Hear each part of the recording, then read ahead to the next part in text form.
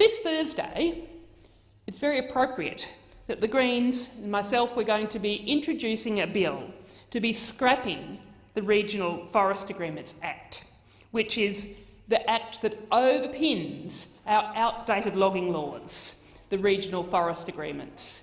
These laws have been in place for 20 years, and it's these laws which are locking in destructive clearfield logging of our native forests.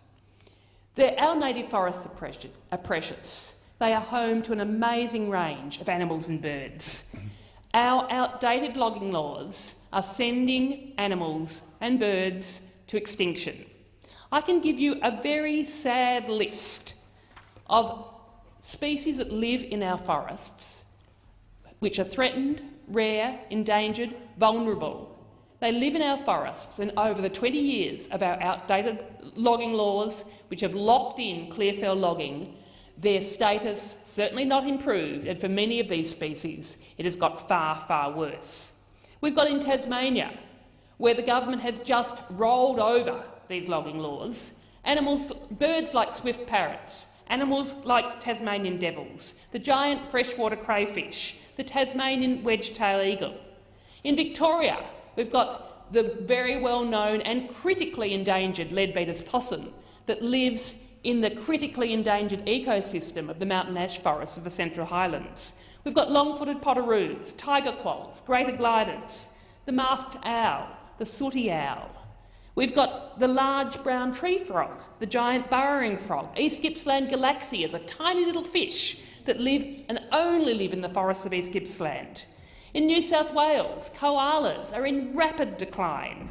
We've got other species like the Hastings river mouse. In WA, in Western Australia, red-tailed black cockatoos, Bowden's cockatoos, the quokka that relies on native forest, and the western ringtail possum. All of these species rely on intact native forest. All of these species are being threatened by the ongoing logging of our forests.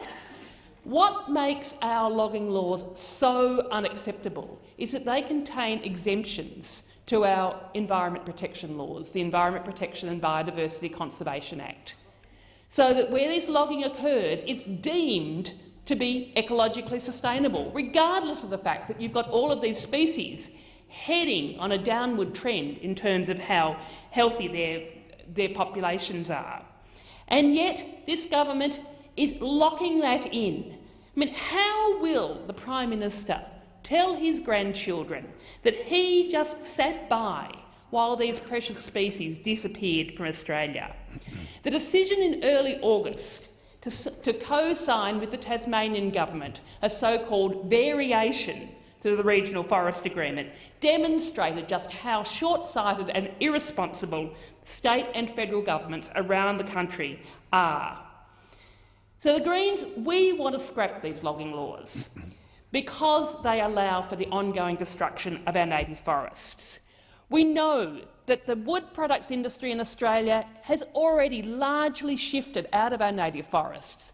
85% of the wood that comes from Australia is now coming from plantations. We don't need to be continuing the destructive practices in our native forests. These agreements were set up last century, and the Greens contend they should not just be rolled over onto new 20-year agreements, which is basically locking in this destruction in perpetuity. And it's unacceptable that this outdated way of managing our forests can be rolled over just with the flick of a pen by the Prime Minister and his state counterparts. We need 21st century forest management, scrapping the failed logging laws, shifting to a sustainable plantation-based wood products industry and returning environmental protections to our native forests.